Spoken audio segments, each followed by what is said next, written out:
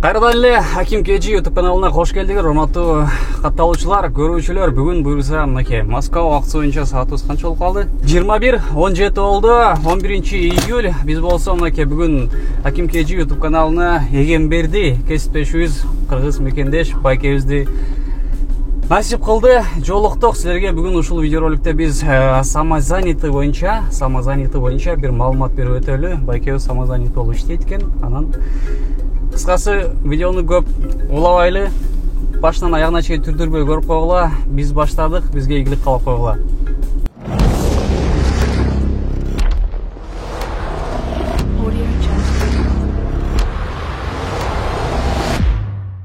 Эгемберди байке, ассаламу алейкум. Кандайсыз? Жакшы, Жакшы. Кеттик эми самозанятый боюнча дароо эле биздин көрүүчүлөргө айтып баштаңыз. Самозанятый болуш үчүн биринчи эле алгачкы суроо, самозанятый болуш үчүн эмне кылыш керек? Россиянын паспорту керекпи же Кыргызстандын паспорту керекпи? Кыргызстандын айдоочулук куөлүгү же Россиянын айдоочулук куөлүгү? Ошол жөнүндө башында бир айтыңыз. Самозанятый болуш үчүн эгер паспорт российский болсо, түздөн түз эле приложениядан регистрация болуп, өзүңөр регистрация кылып алсаңар болот. Ал үчүн биринчи очередь госуслугиден подтвержденный аккаунт керек. Анан мойнолок приложение куруш керек.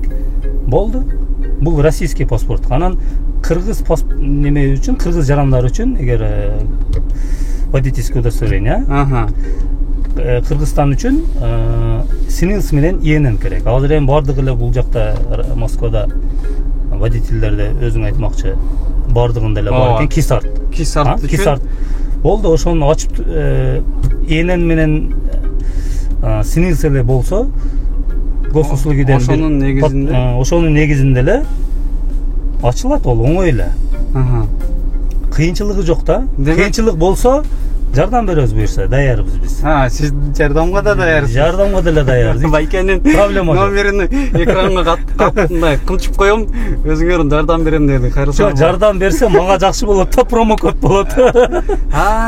Реферальный программа деген ушул жерде да бар экен. Мисалы байкебиз самозанятый кылып туруп дагы бир мекендешти улаган болсо, бул байкеге да промокод, анан жаңыдан кошулган адамга дагы бир жеңилдик бар экен. Сат промокод берилет сразу элечи. Так что кеттик. Түшүнүңөр болуш керек. Самозанятый болуш үчүн РФ паспортуңар болуп, айдоочулук куөлүк РФ болсо, жөн гана өзүңөр ушул Яндекстин приложениясы 5 минуттай убакыт кетет. Тарс регистрация каттоодон өтөсүңөр, болду.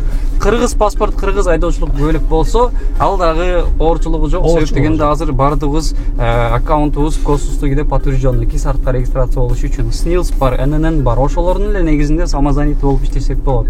Ал эми кийинки суроо. Москвага качан келдиңиз? Канча жылдан бери таксовать этип атасыз? Эми такси кылганыбызга Россиянын территориясында бир 2 жыл болуп калды. 2 жыл болуп. 2,5 жыл болду да, буюрса. Мен башка областта кылчу эле Москвага келдик да. Москвага качан келдиңиз? Канча болду Москванын территориясында таксовать этип жүргөнүңүз? Өзүм Москвада 2006-дан бери Москвага келип кетип жашап жүргөнбүз да, бияктачы. Красноярскийде такси кылчу элем. Анан бул жакта улантып атасыз. Бул жакта такси жакшы экен, бирок мен Красноярский менен Москванын айырмасын байкадыңыз? Байкадым, өтө сонун. Биякта жакшы. Эми самозанятый болуп иштесе жакшы да. Биякта смена сатып алып 1,5 миң менен нормаль акча табасың да. Эми ушул сменага келдик. Биз бул импровизация туугандар, сценарий жок, эч кандай суроо жооп, мындай эмелер жок. Болгондо как она есть айтып кете беребиз. Ошол покупкасы менен айтып калдыңыз. Самозанятый болуп подключение болгондон кийин биздин ушул мекендештер сменаны сатып алганга бир өзгөчө мындай тариф барбы? Тариф ушул кандайча тариф? Мисалы, смена экономдо 1,5 миңден башталабы же? Жок, 1,5 миң эле эконом. Стабильный 1,5 миң. Өйдө эмес, ылдый эмес. Жок, ошо 1,5 миңге сатып аласың, сенин шотуң 1 миң минус 1499-дан башталат да. Анан кечке дейин, мисалы үчүн обедте чыксаң, 12 саат процент албайт да Яндекс. Ошо 1,5 миңге сменаны сатып алат, аны сразу алдын төлөйсүң. Алдын төлөйсүң, минус шотуң минус 1500-дөн башталат да. Плюс 12 миң 15 миң болгон чейин иштей берет. Жакшы. Процент жок. Видеонун аягында байкенин балансын көрсөтөм, бир жумалык жыйынтыкты. Таң каласыңар. Көз тийбесин, тапканыңа береке берсин деп жазып койгула. Ал эми байке графигиңиз боюнча кандай график менен иштейсиз? Аптасына канча күн иштейсиз? Эми графикти өзүң каалагандай тандап алсаң болот. Эми эртең менен чыксаң, эми бул жерде азыр пробка жок экен. Эртең менен чыксаң баягындай немелер башталат да, мындай тоголокторчу, бонустар. 700 рубльдик заказ, бир заказ да минималь. 500 ар кандай экен эми бул жерде. Эми карап туруп эми синяя зона. Кимисине жакын болсоң, ошондон барып туруп баштасаң жакшы да, потому что минус 500дөн мисалы 800дик заказды алсаң, сразу эле 800 плюс болуп атпайбы? Анан экинчи заказ 700 алсаң, уже сен покупка сменаң уже чыкты да. Акталды. Нар жагына кечке дейин уже акчаң берекелүү да. Чөнтөгүңө иштейсиң. Полный 1% калбайт, полный түшөт да. Эртең менен канчада чыгасыз жумушка? Канчада баштайсыз? Эртең менен мисалы үчүн ар бир адам ар кандай чыгат. Мисалы мен уйкуну кандырып, ошол 11-12лерде чыгам. Түнкү саат ошол 11-12 чейин. Мен сменам ошондой эми башкалар кандай иштейт билбейм, эми ал өзүң тандайсың да. Бирок эртең менен чыксаң баягы жана тоголокторду турсаң, мисалы 7де чыксаң, кечки 7ге чейин. Эртең мененки пик. Ооба. Бирок эртең менен чыксаң эми неси жаман экен? Эртең менен да пробка экен. Кечинде да пробка. Кечкинде да пробка эми мындай жакшы эмес экен да. Мен эми лучше 12ден баштап 12ге чейин эми самый мага жаккан ошол болуп калды да. Ошондо күндүзгү саат 12лерде жумушту примерно баштайсыз, түнкү саат 12лерде уже сиз бүтүрөм. Үйгө келип калган болосуз. 11лерде уже домой коем, уже домой кетип калам да үйгө. Жашооңуз Люблинода да. Метро Люблино. Работаем, Кудай буйрса. Самозанятый болуп, жаңы кошулгандан кийин покупка смена шартпы, шарт эмеспи? Покупка смена көп акча табам десе, 12 саат линияда иштейм десе шарт. Анан жумуштар болуп кала турган болсо, анда 23% алат, сатып албай эле мындай эле иштесе болот. Бул талап эмес, смена сатып алуу. Талап эмес. Жөн гана подключение болгондон кийин 3-4 саат иштеп, коэффициент менен иштеп үйүнө кирип кетсе болот. Как обычный эле через паркка окшогон. Бирок парктын проценти болбойт да, ошо 23%. Экономго покупка смена 1,5 миң, анысы жок иштейм десеңер 23% экен. Комфортто покупка смена канча экенин билбедиңизби? 1700. Комфорт плюс да, 200 рубль разница экен. Эми туугандар, самозанятыйдын плюс жактарын байкем өзү айтып өттүм. Паркка иштегенде кандай, анан самозанятый болуп иштегенде кандай? Мисалы үчүн күнүгө 10 миң иштесең мисалы да. Эми нар жактан 1500ге сатып аласың, эми 11 миң, 12 миң болот экен. Бул жерде жакшы экен да, акча тез чогулат экен. А сен бир айда 300 миң иштеп атасың да. 300 миңге 45 миң эле сом берип атасың да Яндекскечи. 45 миң сом бересиң. Анан айдын аягында ошол 300 миңден 4% налог төлөйсүң. 12 миң, 10 миң аркылуу да эми иштегениңе карап. Налог 4 миң. 4%. Ошол канча грязный урсаң, ошонун 4%-ини нар жактан өзү мойнолог эсептейт да. Ал 15 миң, 20 миң деген ал жомок, ал ишенбей эле. Билбей туруп эле бул жерден коркот экен да. Самозанятый, зато самозанятыйден покупка эле смена нар жактан процент албайт, эчтеке кылбайт. 10 саат, 12 саат процент албайт. Ошол жагы жакшы да. 300 миңди 30%ке эсептесең 100 миң Яндекске беришип атат да. Аны эске албайт да. 100 миң Яндекс алып коет. Мисалы, бир айлык, мисалы 3 күнүгө 10 миң грязный урсаң, ошондон 3 миң жөн алат да күнүнөчү. А сен 1,5 миңге сатып алсаң, нар жагың 5% болгондо адам кичине баягы неме болот да адамдачы. Иштегиси келет да, акчасы уже көбөйүп уже 10 миң болгондо кое тур ушунда 1000 сом иштеп коеюн деп мындай неме болот да, мына мотивациячы.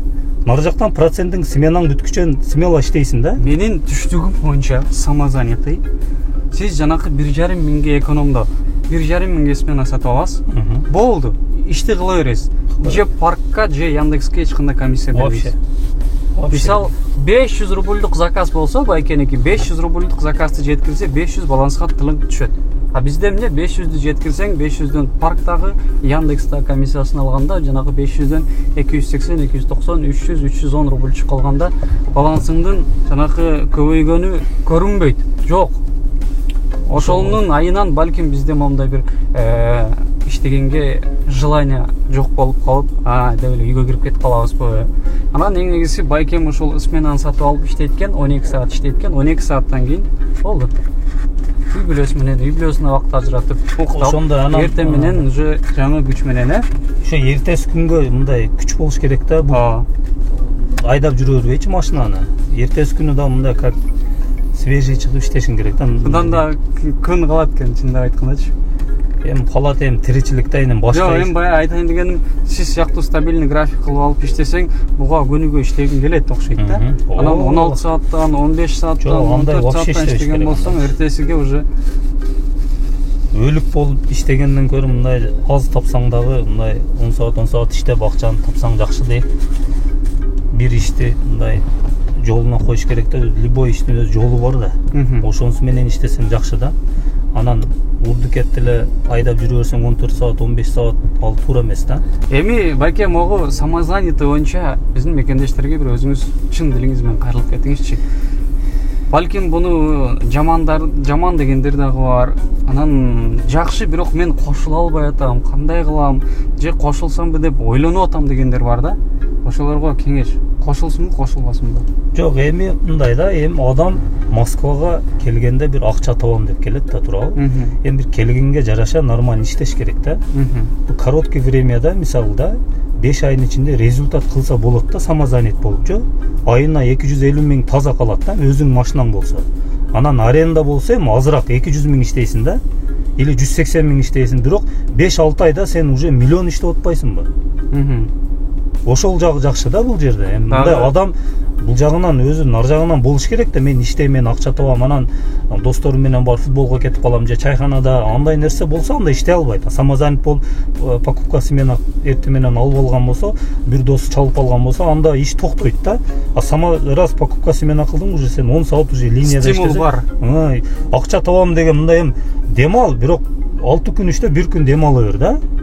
Покупка смена кылбай эле мындай эле калган барчу жерлериңди, эс алчу жерлериңди ошол токтотушуң керек да. 6 күн иштеп 1 күндө атпай, ошол 1 күнгө ориентир алыш керек, туурабы?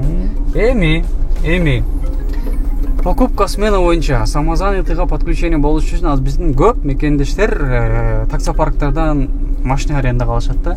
Таксопарктардын шарты боюнча ошол таксопаркта иштешиң керек да. Ал эми ал мекендештерибиз самозанятыйга кошула албайт да.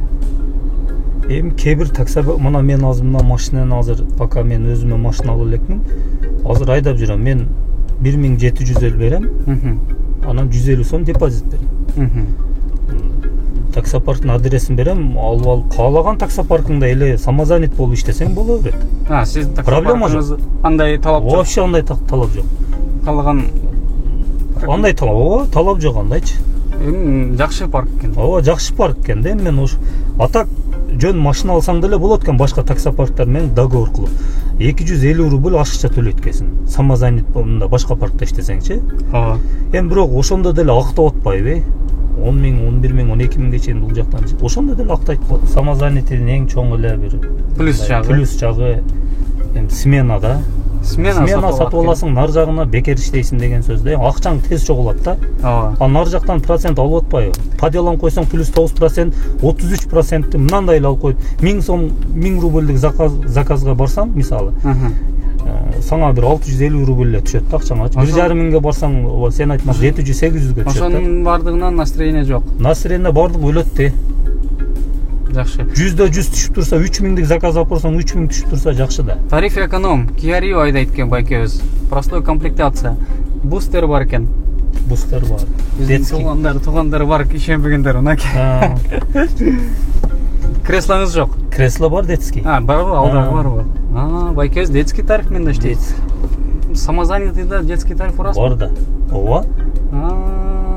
150 сомдук, мисалы үчүн, минималь 150 детский тариф болсо 300ге барасың, кичине жергечи. Эми ошол эми детский жакшы, бирок детскийди кошуп коюш керек. Анда эч проблема жок. Детскийден эгер балдар баягындай салондорду булгап койсо, промокод бар жогунан плюс да.